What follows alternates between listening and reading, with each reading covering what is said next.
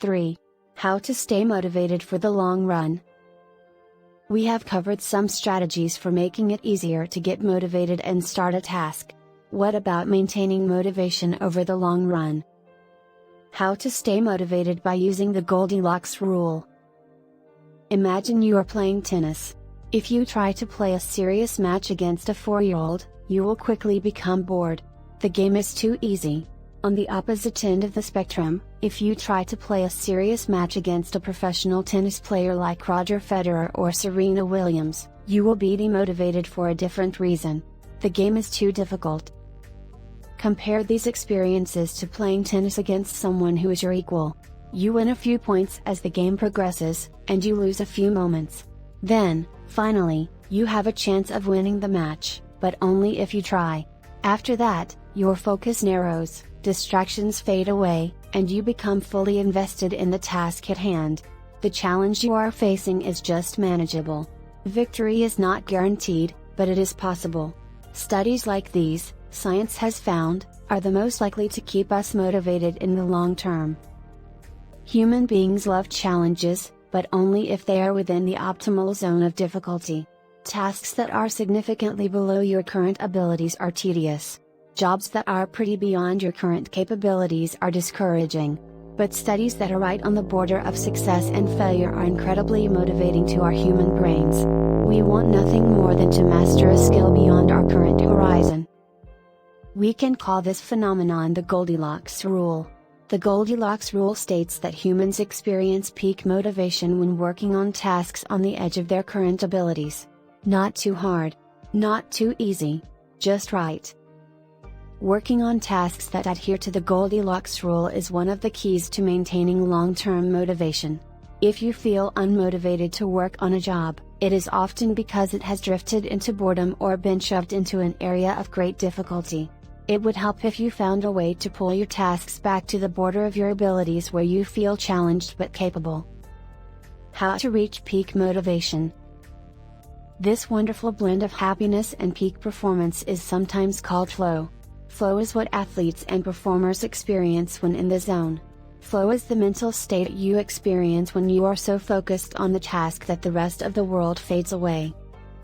We could describe flow as your state of peak motivation in many ways.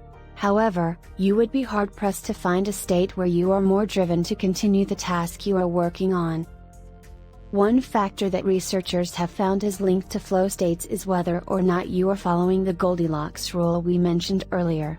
If you are working on challenges of optimal difficulty, you will not only be motivated but also experience a boost in happiness. As psychologist Gilbert Bloom put it, one of the important sources of human happiness is working on tasks at a suitable level of difficulty, neither too hard nor too easy. To reach this state of peak performance, however, you not only need to work on challenges at the right degree of difficulty but also measure your immediate progress. As psychologist Jonathan Haidt explains, one of the keys to reaching a flow state is that you get immediate feedback about how you are doing at each step. Thus, we can say that measurement is a critical factor in motivation. To put it more precisely, facing an optimal challenge and receiving immediate feedback about your progress toward that challenge are two of the most critical components of peak motivation. What to do when motivation fades? Inevitably, your motivation to perform a task will dip at some point. So what happens when motivation fades? I don't claim to have all the answers, but here's what I try to remind myself of when I feel like giving up. Your mind is a suggestion engine. Consider every thought you have as a suggestion, not an order. As I'm writing this, my mind is suggesting that I feel tired. It means that I give up. It suggests that I take an easier path. However, if I pause for a moment, I can discover new suggestions. My mind also suggests that I will feel perfect about accomplishing this work once it is done. It indicates that I will respect the identity I am building when I stick to the schedule. Finally, it suggests that I can finish this task, even when I don't feel like it. Remember, none of these suggestions are orders. They are merely options. I have the power to choose which option I follow. Discomfort is temporary. Relative to the time in your typical day or week, Nearly any habit you perform is over quickly. Your workout will be finished in an hour or two. Your report will be typed to completion by tomorrow morning. Life is easier now than it has ever been. 300 years ago, if you didn't kill your food and build your own house, you would die. Today, we whine about forgetting our iPhone charger. Maintain perspective. Your life is good, and your discomfort is temporary. So step into this moment of pain and let it strengthen you. You will never regret good work once it is done. Theodore Roosevelt famously said, "Far and away, the best prize that life has to offer is the chance to work hard at work worth doing." So it often seems that we want to work efficiently at work worth doing. We want our work to be helpful and respected, but we do not want to struggle through our work.